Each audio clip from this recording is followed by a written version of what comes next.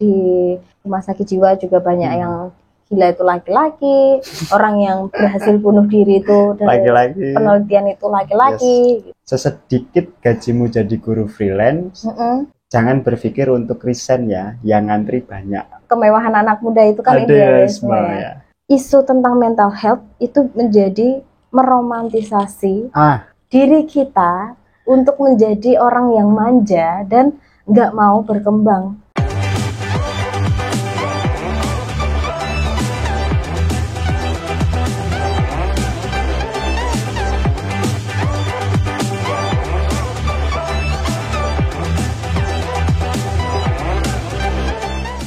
Halo, selamat datang di Buka Buku Perisai.id Season 2. Teman-teman mungkin sudah tidak asing lagi dengan Buka Buku Perisai.id setelah 50 video sudah kita tayangkan di channel YouTube Perisai.id Season 1 ya. Sekarang di Season 2 kita memasuki tayangan-tayangan baru yang tentunya lebih baru. Dulu tidak ada yang seperti ini. Sekarang logo baru ini. Logo baru dan lain sebagainya. Di season 1, Mbak. Hari ini teman-teman kita akan membahas buku kembali seperti episode-episode sebelumnya. Tentu saya tidak sendiri. Saya ditemani oleh bintang tamu kita dengan Mbak Dita ya. Iya, boleh Dita. Mbak Dita. Asal dari? Asalnya dari Solo ya, Putri Solo. Putri Solo. Warga lokalnya Solo Laweyan.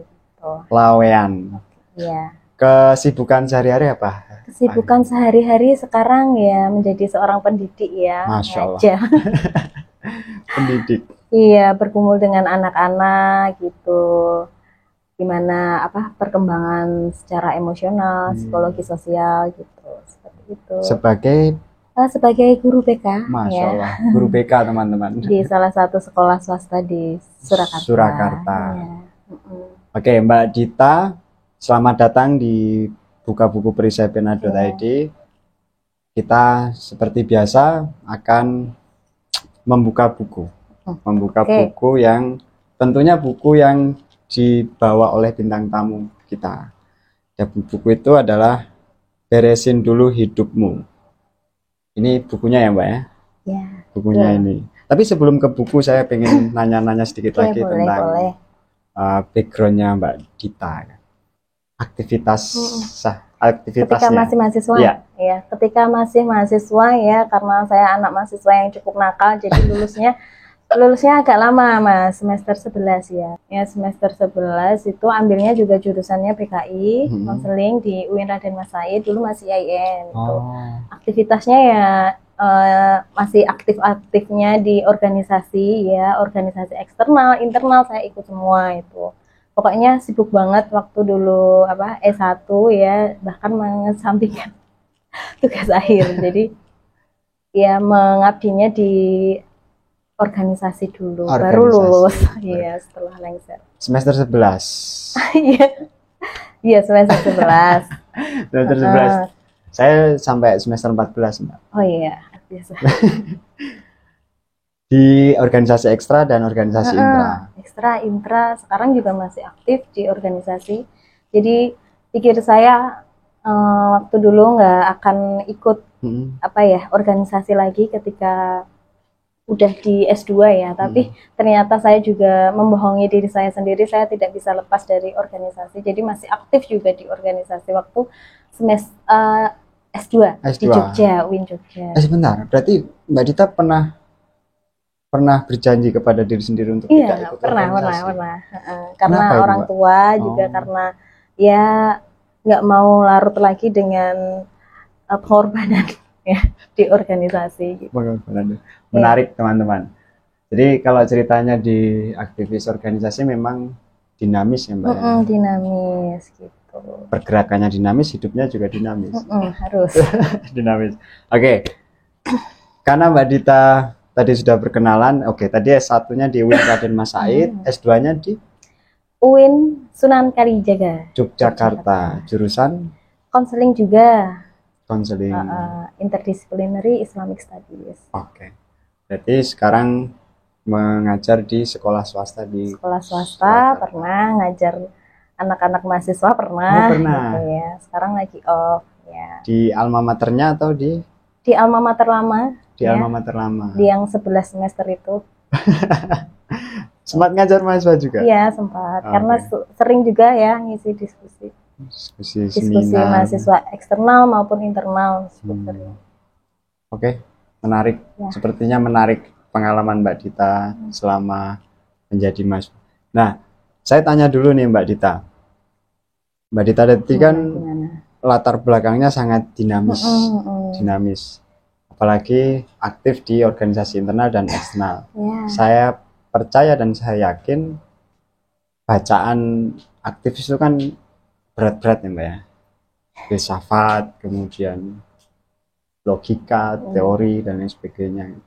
Nah, menurut Mbak Dita, dengan memilih buku Beresin Dulu Hidupmu ini, aktivis-aktivis zaman kita dulu ya, itu dengan buku-buku seperti ini tuh gimana? Jauh atau dekat? Kalau menurut saya ya, buku self improvement itu sebenarnya saya nggak terlalu banyak suka ya. Kalau karangan Indonesia itu kualitasnya nggak banget sih ya. Nggak apa-apa. Tapi kalau buku ini tuh saya menemukannya ketika saya benar-benar merasa desperate ya, galau banget gitu tentang hidup gitu. Butuh nih support system dari buku. Nah, salah satunya saya ketika saya main-main ke perpustakaan yang ada di Surakarta gitu ya, LSM lah ya, itu saya menemukan ini buku yang judulnya Beresin Dulu Hidupmu, Unfuck Yourself. Unfuck Yourself. Ya, ubah pikiran negatif jadi tindakan yang positif. Ini karangannya terjemahan ya dari Gary John Biscop ya. Jadi kenapa saya tertarik dengan buku ini ya? Sebenarnya saya tidak cukup yakin ya. Tapi ketika saya sudah membaca di bab pertama, wah ini kenapa buku ini kental sekali dengan nuansa filsafat gitu ya. Saya suka filsafat. Sedikit. Enggak ngerti-ngerti banget. Jadi buku ini kental sekali dengan nuansa filsafat secara kognitif kita, bagaimana kita merubah secara kognitif. Banyak filsafat yang dimasukkan di situ itu stoikisme. Stoikisme, oke. Ya. Banyak kata-kata dari refleksi diri dari seorang stoik. Gitu. Jadi buku ini itu nggak cuma ngomong kosong ya, tapi buku ini memang benar-benar menampar pikiran kita ya secara negatif, gimana pikiran negatif itu bisa beralih menjadi sebuah nggak hanya pikiran positif, tapi juga tindakan baru atau perilaku baru ya untuk mencapai tujuan. Mencapai tujuannya. Ya. Berarti, sorry ini kapan bacanya ini Mbak? Kemarin ya, itu kalau nggak salah Februari. Februari 2024. Iya, Februari. Berarti jauh ya, setelah fase aktivisme berlalu itu cukup jauh. Tapi masih aktivis. Masih aktivis sekarang teman-teman. Nah ini gitu. Tadi membuat Mbak Dita cukup menampar. Apa yang sampai pada titik oh ini buku sangat mengubah perilaku saya. Bagian part yang aku suka itu part pertama dan part kelima. Ya, bisa dibuka itu. Yang part pertama itu, jadi yang berbeda dari buku ini ya, buku ini tuh selalu memberikan kata-kata asertif ya, kalimat asertif. Kalimat asertif itu kan kalau kita biasanya waktu tahun baru gitu, tahun baru targetnya apa nih gitu, banyak cerita-cerita naratif yang timbul dalam pikiran kita gitu, yang sebenarnya kata-kata naratif yang kita bentuk dalam pemikiran kita dan kita harapkan dalam hati kita itu tuh tidak terlalu ngefek ya, akan menjadi sebuah angin lalu gitu ya. Misal tahun ini saya mau jadi PNS, misalnya tahun ini saya mau nikah gitu ya. Tapi kalau di buku ini ya, di buku ini itu selalu mengawali bab per babnya itu dengan kalimat asertif. Kalimat asertif itu kalimat yang menceritakan ya, nanti bisa buka di Google ya. kalimat yang merefleksikan kondisi sekarang ini gitu. Jadi nggak muluk-muluk kita berbicara tentang masa depan atau masa lalu, tapi saat ini. Saat ini. Sekarang menjadi manusia yang mindful gitu. Mindful ya. Iya. Sekarang juga lagi rame soal mindfulness. Mindfulness ya. Mindfulness. Masukkan sekarang. Nah, sebelum jauh ke situ, Mbak. Oke. Pertama kali tadi ketemu buku ini di perpustakaan. Iya, saat lagi galau. Saat lagi galau. Dan tentu Mbak Dita tadi sempat membandingkan dengan apa terbitan-terbitan Indonesia kan, yang self improvement ya, yang berkaitan dengan self improvement. Nah, pertama kali, nah tadi galaunya itu apa, Mbak? Aduh, ini cerita di sini. Enggak apa-apa, karena ini pertemuan buku kan sangat bermakna. Oke, karena kita hari ini mindfulness ya. Iya. Kalau galaunya kenapa ini emang agak privat ya. Oke. Tapi ya secara garis besar ya, kita ini kan ya generasi milenial. Masnya milenial apa Gen Z? Saya 93, milenial. Oh ya, milenial. Masih kakak tingkat saya. Oke. Masih tuaan ya maksudnya. Saya tua berarti. Iya, kalau kenapa saya baca buku ini karena ya jelas sekarang ini kan generasi milenial lagi di fase quarter life crisis ya, mempertanyakan kembali hidupnya. Hidupnya itu mau dibawa ke arah mana gitu, entah itu dalam hal bidang karir, terus hal dalam bidang keluarga, percintaan mungkin ya, yang masih jomblo, terus dalam bidang tujuan hidup, terus pencapaian diri. Nah, saya galau itu tentang itu. Kenapa saya membaca buku itu? Karena saya itu butuh asupan ya, asupan buku yang bisa saya refleksikan untuk ya mengimprove diri saya gitu loh, dari secara kognitif dan tentu saja pengennya jadi perilaku baru. Perilaku baru. Iya. Ketemu, Mbak? Ya lumayan ya. Jadi dari bab 1 aja ya, bab 1 aja itu sudah memberikan pertanyaan menggelitik ya tentang sebuah cerita ya. Coba dilihat bab 1. Pada mulanya. Nah, itu awal-awal penulis itu menceritakan tentang bayangkan jika ada seekor tikus ya yang dia itu terus berlari dalam ring tikus itu ya, berlari dalam ring tikus permainan itu selalu statis, tidak pernah berubah gitu. Itu kan bisa kita refleksikan ke diri kita gitu. Gimana kita sudah mau berproses, berprogres, tapi kenapa sih hasilnya gini-gini aja, aku kok gini-gini aja ya? Itu pertanyaan yang sering terlintas dalam benak pikirannya milenial ya, terutama yang lagi quarter life crisis setengah abad ya, 25 tahun ya, atau habis lulus kuliah gitu kan biasanya mempertanyakan banyak hal tentang hidupnya. Pada mulanya itu. Pada mulanya. Kemudian kembali lagi kepada apa yang biasanya membuat manusia itu galau ya. Secara ringkasnya itu ada di bagian bab 5. Bab 5 ya. Itu tadi. Bab 5 itu memeluk ketidakpastian. Yes, aku merangkul ketidakpastian. Iya, merangkul ketidakpastian. Kenapa bahasanya gitu? Bahasanya ya, Mbak, yang merangkul. Kenapa kita memeluk atau merangkul ketidakpastian gitu? Karena banyak hidup ini itu yang kita sendiri tuh nggak tahu ya arah hidup kita ini sekarang kok jadi belok sini ya gitu, kok tidak sesuai dengan impian masa depan dulu gitu ya. Alhasil apa yang menjadi tidak pasti itu selalu menjadi bintik kegalauan kita gitu. Apa yang tidak pasti ya, kamu tahu sendiri ya, kalau mau dapat kepastian dari pasangan gitu kan juga repot gitu ya. Sangat. Iya, itu. Yeah. Misal seperti itu. Kedua, misal kalian sedang menunggu kepastian tentang pekerjaan gitu, misalnya. Kenapa aku belum dipanggil-panggil wawancara kerja gitu. Itu kan sangat-sangat membuat kita galau gitu ya. Ternyata memang kita itu manusia ya, berdampingan hidup dengan ketidakpastian gitu. Kita harus memeluk ketidakpastian itu menjadi sebuah bagian dari kehidupan kita. Yes. Gimana menurutmu, Mas? Kan kamu yang lebih senior nih, ya. Senior, tidak ada senior di sini. Iya. Merangkul ketidakpastian. Ini ya Mbak, saya dari obrolan barusan sedikit ini apa namanya?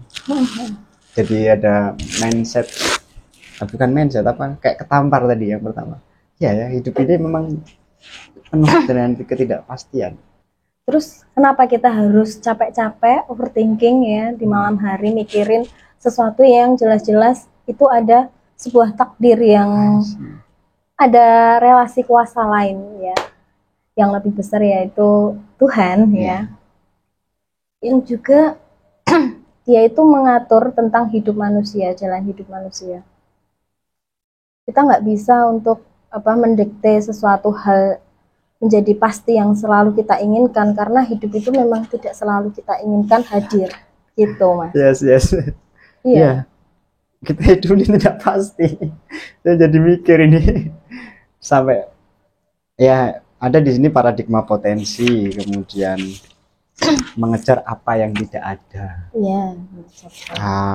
Jika ingin menang, kamu harus bersedia dihakimi orang lain. Iya.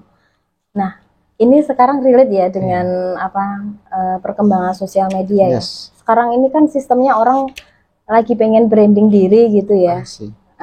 Kan perisai pena juga ya. Iya. Pasti orang tuh lihat sosial media itu bukan hanya untuk mendokumentasikan pengalaman memorinya gitu. Tapi kalau saat ini tuh perkembangan sosial media itu juga menjadi bagian dari branding diri, branding perusahaan. Bagaimana orang itu bisa mengenal diri kita, mengemas diri kita. Tapi di sisi lain ketika orang lain tahu tentang pencapaian langkah-langkah kecil tentang hidup kita, itu banyak juga yang ternyata nggak suka gitu.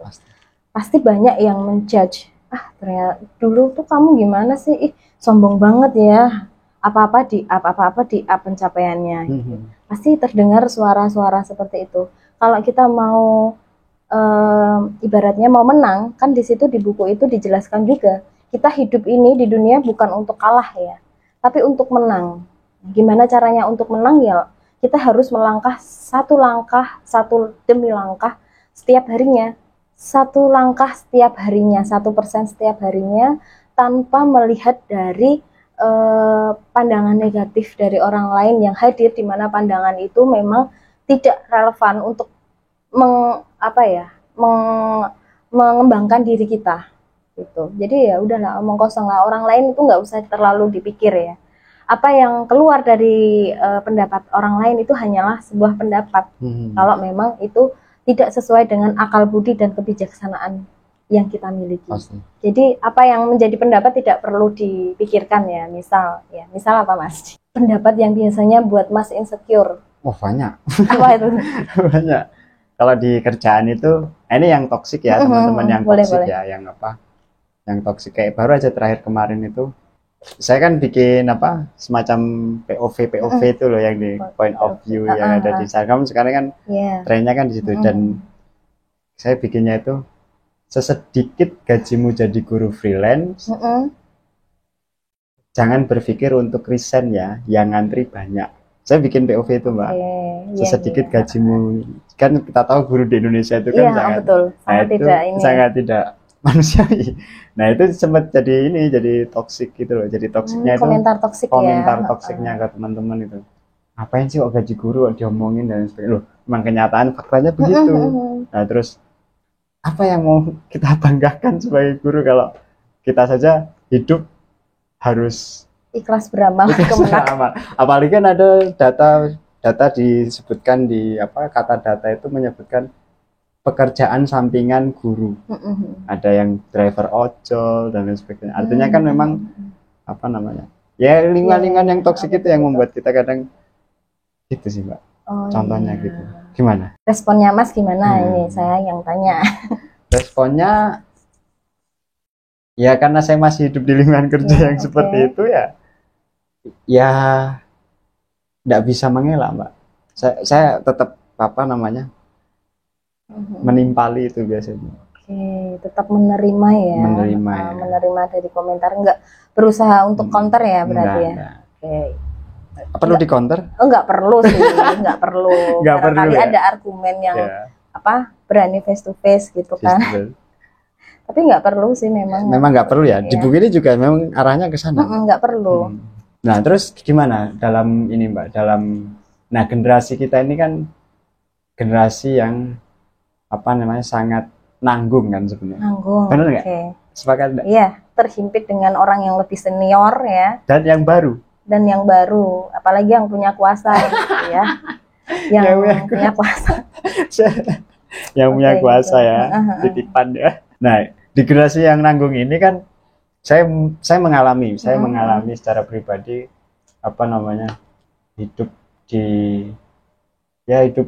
hidup di generasi, kalau kita mau maju atau melangkah maju gitu kayak tidak diperhitungkan kan. Oke. Kalaupun kita maju pasti kalah dengan yang baru-baru yang melek teknologi dan lain sebagainya. Oh iya, betul. Iya. Nah, itu gimana fenomena yang semacam itu? Yang nanggung tadi. Yang nanggung itu termasuk masuknya ketidakpastian ya. Yes. Jelas kalau hal-hal yang seperti itu ada juga kutipan dari Marcus Aurelius ya. Yes. Cederamu itu kalau kamu nggak mikir cederamu sakit, ya itu nggak sakit gitu. Jadi apa yang menjadi kesakitan dalam diri itu kalau kamu secara pola pikir dan mindsetnya tidak menganggap itu sakit, tapi menjadi bagian dari proses langkah kehidupan, itu nggak akan tersakiti gitu kita. Jadi ya apa yang menjadi di luar kendali kita itu bukan urusan kita. Yang bisa kita kendalikan itu ya respon diri kita dalam menghadapi permasalahan tersebut, kemudian kinerja kita, proses kita setiap harinya gitu. Nggak usahlah kita muluk-muluk ya Mas, mikir gimana nanti pendapat orang lain, apakah positif gitu ya. Yes. Karena pasti orang di dunia ini tuh nggak semuanya suka sama kita gitu. Pasti. Ada yang nggak suka, itu jelas ya. Bahkan badut pun dia ada yang nggak suka kan ya. Nggak semua hidup itu seperti apa yang kita mau, nggak semua hidup itu suka dengan kita. Jadi ya udah, kalau saya ya jalani aja setiap langkah prosesnya. Berarti termasuk yang di generasi saya harusnya begitu ya cara berpikirnya ya. Ngapain dengerin omongan orang yang ada di luar sana gitu, apalagi mengomentari hidup kita kan. Iya betul. Yang jalani hidup kan kita sendiri, bukan dia gitu. Tapi yang di quarter life crisis yang di usia 25 tahun itu tadi Mbak, pasca menikah itu kan saya melihat banyak kasus fenomena lagi-lagi fenomena yang terjadi. Ada yang memutuskan untuk tidak mau kerja dengan orang lain. Kan ada kasusnya begitu ya. Di fenomena-fenomena di usia 25 tahunan ini. Mereka usaha sendiri, terus hidup dia sendiri, dia yang nentuin sendiri gitu. Karena bagi dia hidup dengan orang lain atau kerja dengan orang lain dengan atasan yang sistemnya buruk, terus lingkungan kerjanya yang toksik, kemudian sistem pengawasannya juga yang tidak pasti gitu kan. Lebih baik dia usaha sendiri dan sebagainya. Banyak kan di beberapa fenomena-fenomena anak-anak muda kita hari ini. Banyak ya. Dan ada yang mengatakan begini malah, wajar saja kalau sekarang generasi ini gampang sekali resign. Gampang sekali resign kerjaan dan lain sebagainya. Ke tempat kerja satu, ke kerja yang lain. Nah, fenomena itu juga termasuk quarter life crisis atau bukan? Kalau saya melihatnya quarter life crisis itu dilema ya, dilema dalam kehidupan, baik itu pencapaian tentang karir, percintaan, pribadi, keluarga, relasi dengan manusia, bahkan tentang kondisi kerja gitu ya. Apa yang menjadi keputusannya itu ya sudah ada di buku itu, kalau hidup itu juga pilihan gitu. Hidup itu pilihan gitu. Kita juga tidak bisa mengejudge orang dengan apa yang sudah dipilihnya gitu. Jadi orang itu mempunyai kendali atas diri sendiri, orang itu punya akal budi dan kebijaksanaannya sendiri gitu. Tapi kalau menurut saya, ya memang kalau kayak gitu memang harus dipertimbangkan. Kalau kasusnya sudah menikah gitu ya misalnya, dan dia benar-benar idealis gitu, menjual diri idealisnya ya, Tan Malaka. Kemewahan mahasiswa, kemewahan anak muda itu kan idealisme ya. Ya itu sulit gitu ya. Sulitnya apa ini Mbak? Sorry. Iya, sulitnya gini, di dalam buku ini ya, itu ada realitas gitu. Kita harus melihat realitasnya sekarang ini, gimana hidupmu mau ke bawah kemana, dan bagaimana tanggung jawab yang harus kamu pikul. Nggak harus serta-merta kita itu hidup sesuai dengan jurusan ya, misal kan sekarang banyak tuh ya konten kreator, sekarang tuh kerja beragam ya. Ada konten kreator, ada artis TikTok gitu ya. Saya termasuk itu dulu ya. Saya ikut fenomena itu Mbak. Itu kan konten kreator ada kok juga yang dia anak UI terus lulusan S2 juga ada. Ragam gitu ya. Sekarang konten kreator bahkan orang-orang pejabat publik kita ya. Itu. Nah, kalau untuk karir tentu saja kita tidak bisa melihat terbawa dengan arus mimpi ya, mimpi yang memang hal itu tuh menjadi mimpi tapi Kak, kita lari terus gitu loh. Jadi kita itu ya memang kita hidup dalam ketidakpastian itu. Ada kalanya apa yang kita inginkan itu tidak sesuai dengan realitas. Jadi kita harus memeluk ketidakpastian dan realitas gitu. Mana yang memang sekiranya bisa mengimprove ya. Konteksnya mengimprove diri kamu gitu. Baik itu secara psikologis, emosional maupun juga finansial gitu. Finansial. Berarti kalau kasusnya kayak saya tadi harus pertimbangan dong. Bukan kendali diri kita sendiri dong. Kalau misal dia punya keluarga nih, terus dia harus bertanggung jawab dengan keluarga dia ini. Kemudian dia harus tidak kendali dirinya sendiri dong berarti. Itu kesannya kayak paradok ya Mas ya. Gimana? Jadi emang hidup itu ada kalanya kita itu tidak bisa. Ada kalanya kita itu ya hidup dalam kendali diri, tapi jangan lupa kendali diri itu memang buntutnya kita itu siapa gitu. Kita disandarkan oleh orang ya, misal anak dan istri gitu kan, juga tanggung jawab gitu ya. Jadi nggak bisa serta merta aku punya kendali diriku sendiri, tapi dari fungsi seorang kepala keluarganya nggak berjalan dengan sebagaimana mestinya kan juga susah gitu ya. Jadi nggak serta merta kita itu tekstual, kita comot stoik ini, kita comot ini teori ini. Ada kalanya kita agak belok sedikit gitu. Jadi nggak yang terlalu kaku gitu ya. Kan kita hidup dalam realitas. Tadi kata kuncinya di realitas dan apa satu lagi tadi Mbak? Realitas dan ketidakpastian dan realitas. Nah, kalau pilihan gimana, Mbak? Pilihan gimana? Pilihan. Pertanyaannya. Contohnya gini deh, saya Jadi ceritanya gini, Mbak Dita. Saya sekalian konseling sama Mbak Dita. Oke, boleh. Konseling ya. Bayarnya mahal itu, Mbak? Kalau saya ya masih gratis, Pak. Gratis, oke. Mbak Dita ini konseling, teman-teman. Nanti kalau ada. Jadi ceritanya gini, saya kan sekarang kerja di sekolah. Di sekolah yang berbasis Islam. Islam Ahlussunnah wal Jamaah ya Mbak.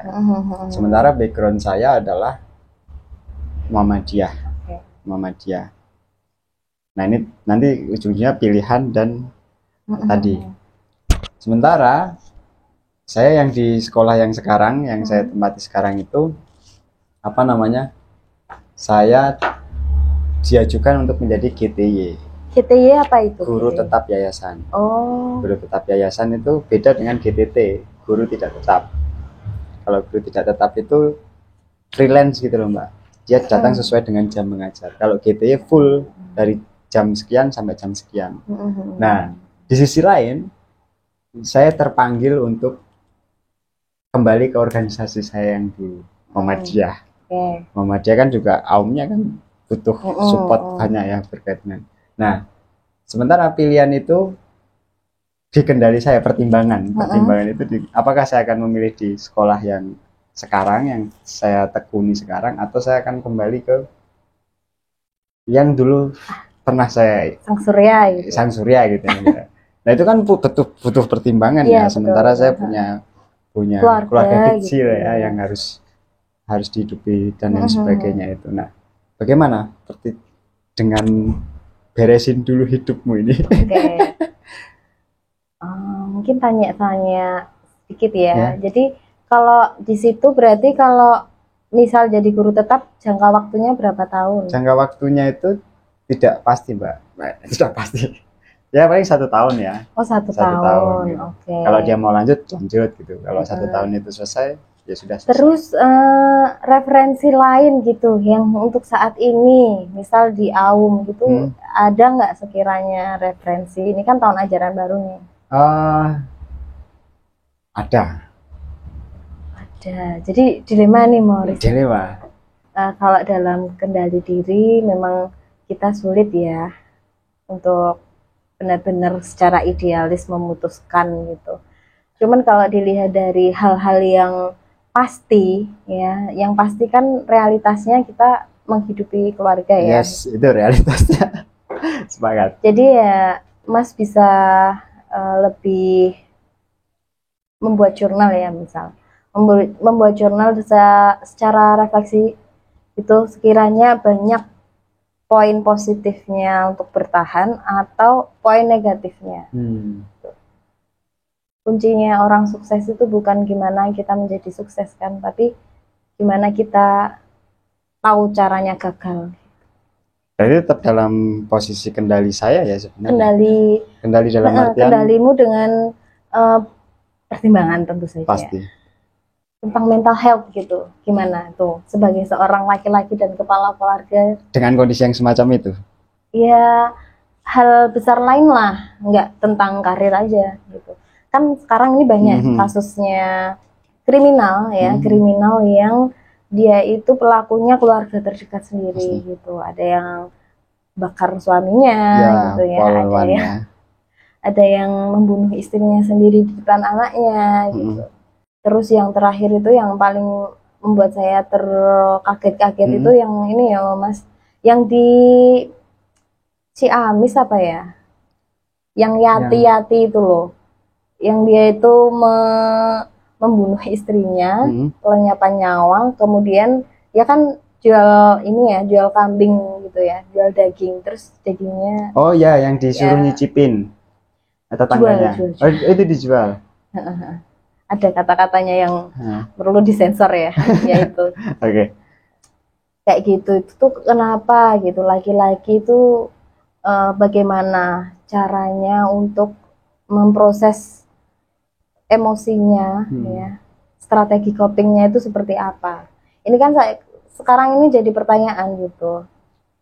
Di rumah sakit jiwa juga banyak yang gila itu laki-laki, orang yang berhasil bunuh diri itu dari penelitian itu laki-laki gitu. Kenapa? Ada apa dengan laki-laki? Gini, saya perspektif laki-laki ya. Kalau saya sendiri melihatnya laki-laki itu satu pasti gengsi pasti ya. Secara sosial itu kan pengen lah dia itu status sosial dan sebagainya. Artinya soal gengsi saja.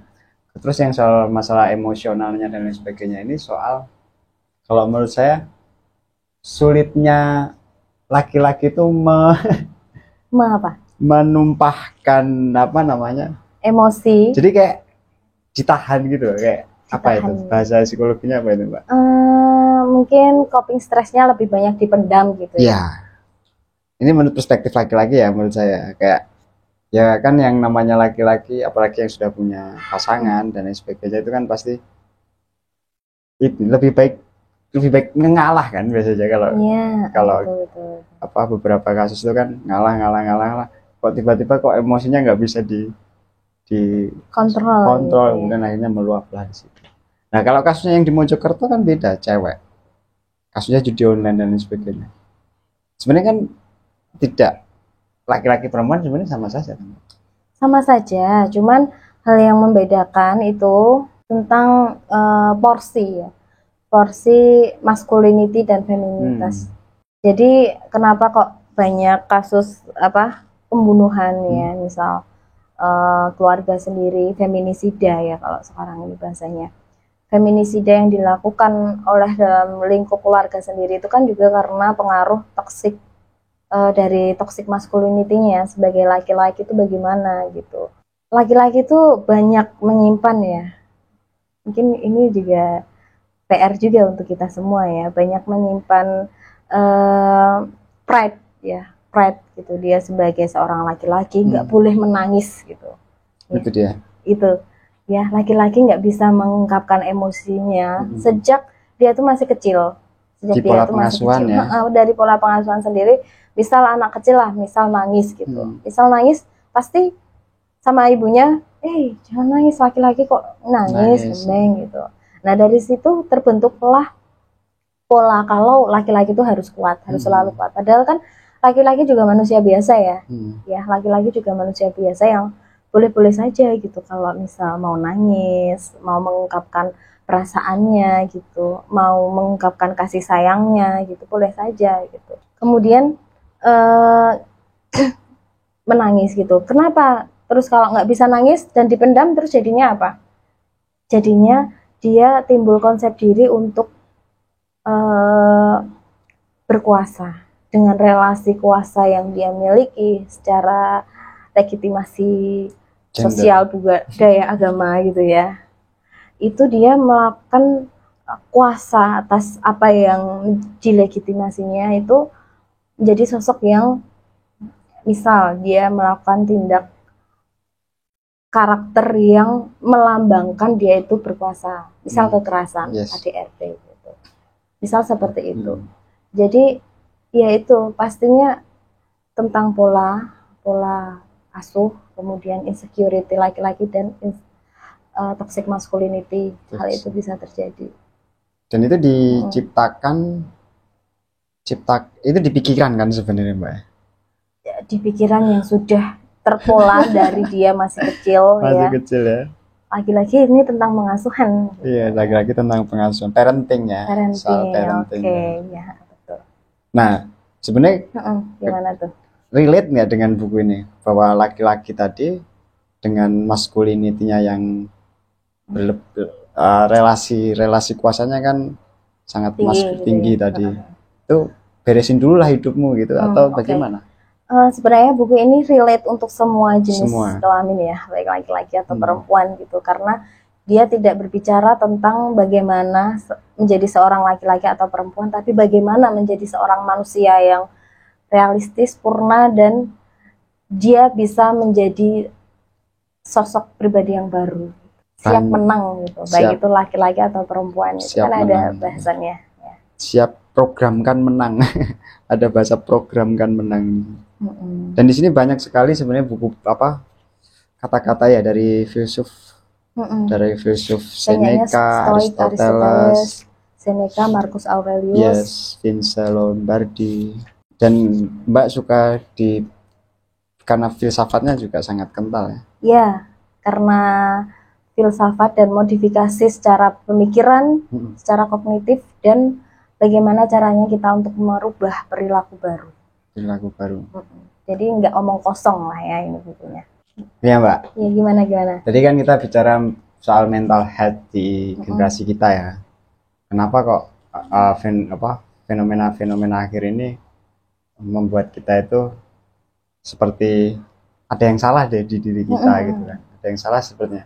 Baik laki-laki maupun perempuan ya. Kita sepakati tadi laki-laki atau perempuan ya. Manusia lah ya. Manusia. Cuma kan yang menjadi korbannya kan akhir-akhir ini kan korban mental health-nya ini kan kebetulan laki-laki.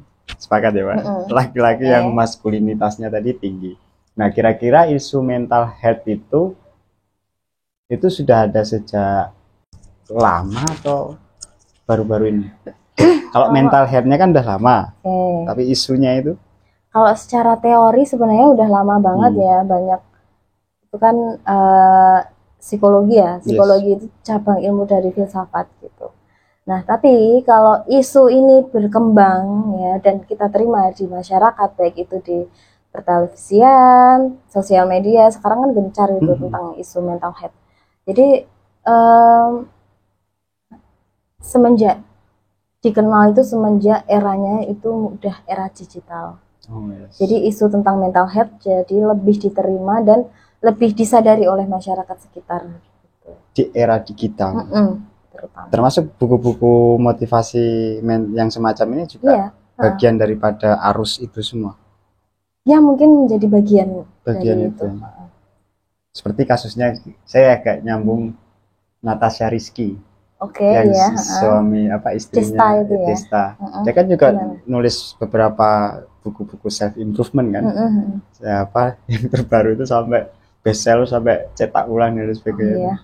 Itu saya juga menyadari akhir-akhir ini di era digital ini dengan isu mental health orang jadi kayak relate ya. Iya, karena kita ini kan sebagai manusia ya.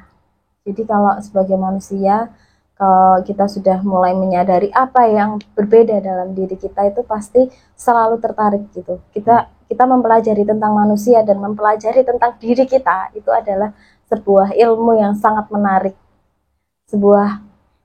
Kita seperti membuka kotak Pandora gitu. Kotak Pandora, oh ternyata aku gini gitu. Nah dari situ makanya banyak orang yang minat gitu dengan isu mental health. Nah, yang menjadi pertanyaannya sekarang kan dikit-dikit toksik gitu. Nah, yang menjadi pertanyaan, isu tentang mental health itu menjadi meromantisasi. Nah, diri kita untuk menjadi orang yang manja dan nggak mau berkembang, berada di zona nyaman. Comfort zone.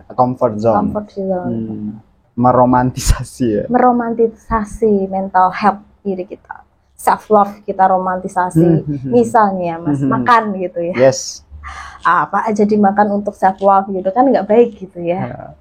Itu sangat merugikan untuk kita. Merugikan.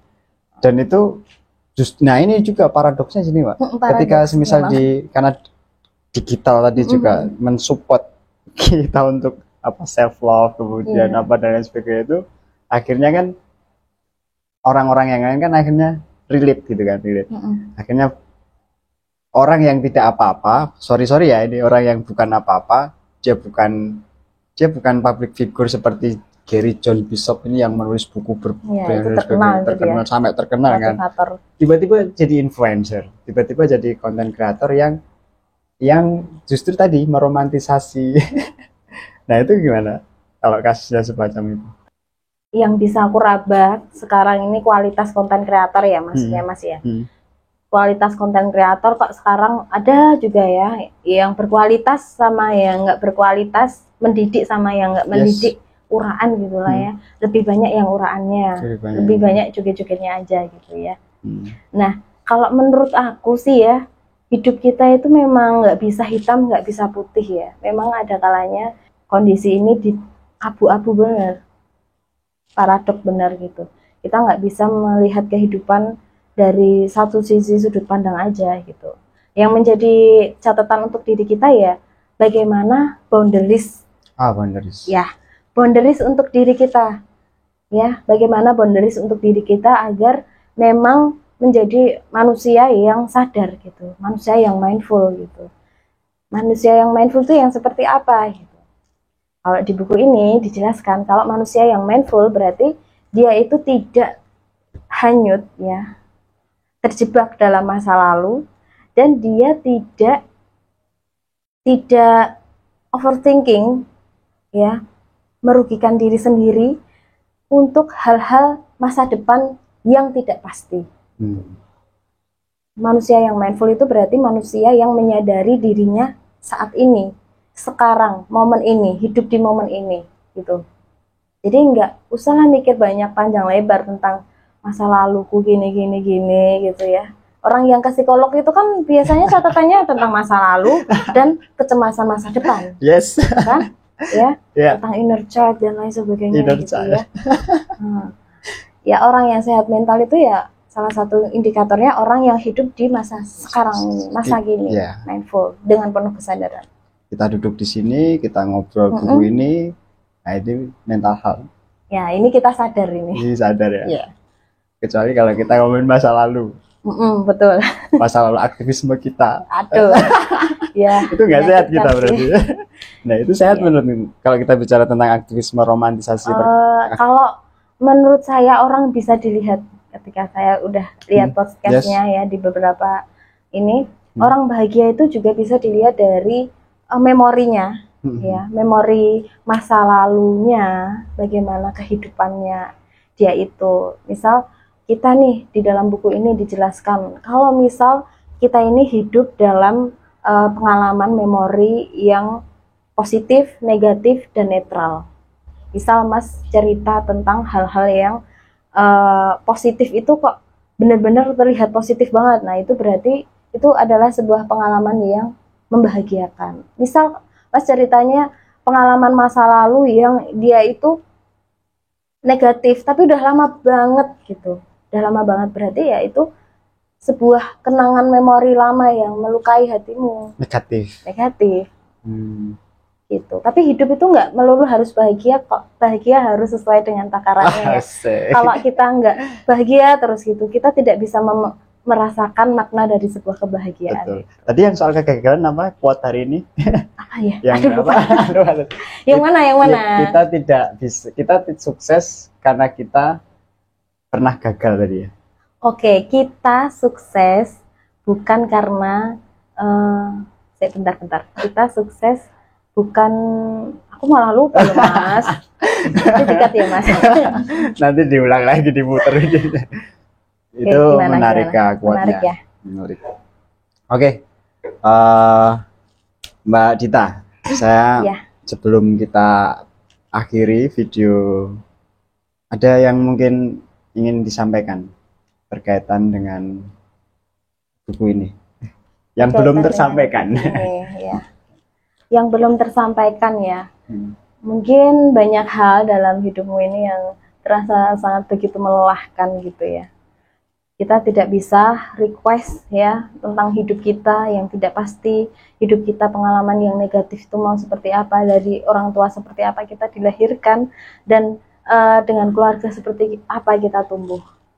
Yang bisa kita lakukan adalah menyadari bahwa kita ini adalah manusia, ya, sebagai manusia yang memiliki akal budi, yang berarti dia itu bisa merefleksikan ya secara akal dan budinya itu bagaimana, dan hidup menjadi manusia masa kini gitu. Terlalu melelahkan kalau hidup sekali aja, tapi kita terlalu banyak memikirkan dan hanya dengan masa lalu atau cemas terhadap masa depan.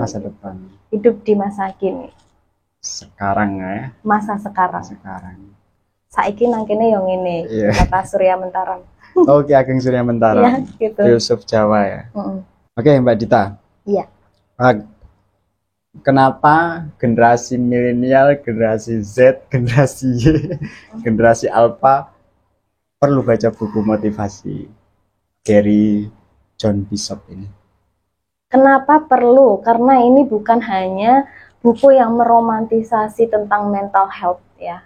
Kamu tuh dibaca buku ini tuh nggak dielus-elus ya, tapi ditampar oleh kenyataan realita yang benar-benar kita itu hidup di dunia yang tidak pasti, dan bagaimana kita merubah sebuah pemikiran negatif itu menjadi sebuah tindakan positif, perilaku baru yang bisa untuk kita itu mindful dan mencapai tujuan hidup kita. Kita hidup untuk menang gitu katanya. Seperti itu Mas. Semua generasi ya? Semua generasi bisa membaca buku ini. Silahkan beli di Gramedia bisa. Gramedia, di buku toko-toko buku terdekat silakan dicari. Soalnya yang terbaru itu kan sekarang banyak. Saya kemarin dapat buku itu. Apa tuh? Banyak sih Mbak yang sekarang model-model self improvement gitu. Yang jelas kan Stephen Covey, Seven Habits, Seven Habits, dan udah pernah baca Atomic Habits, ya banyak lah sekarang yang di Gramedia. Oke, semua generasi bisa menikmati buku ini dan bisa merefleksikan tentang bagaimana kehidupan kita saat ini. Jangan-jangan kita overthinking setiap malam karena nggak pasti tadi ya Mbak. Betul. Oke, terima kasih teman-teman sudah menonton menonton video ini. Iya. Selamat menikmati sambil Minum kopi kali minum ya. kopi ya. Yang penting kata kuncinya adalah sadar. Sadar. Jangan-jangan kamu ngelindur. Dan kamu omong kosong. Dengan omong kosong bahwa kita hidup sekarang ya harus kita jalani gitu ya. Terima kasih Mbak Dita. Ya. Sukses selalu di karirnya. Amin. Sukses selalu di. Nah ini kayak gini kayak meromantisasi juga nggak? Enggak ya Mbak ya? Enggak lah. Enggak ya. Doa ya. Random. Iya, doa. Doa ya. Oke, sukses selalu di aktivitasnya sehari-hari. Sampai jumpa di kemudian hari dengan bacaan-bacaan yang menyegarkan buat pikiran kita. Oke, terima kasih teman-teman. Sampai jumpa di bukabuku-perisai-pena.id di season berikutnya. Tunggu dan saksikan terus tayangan-tayangan kita, karena tanpa teman-teman tayangan-tayangan kita adalah sampah. Terima kasih, salam literasi. Salam literasi. Ini ya. Gini.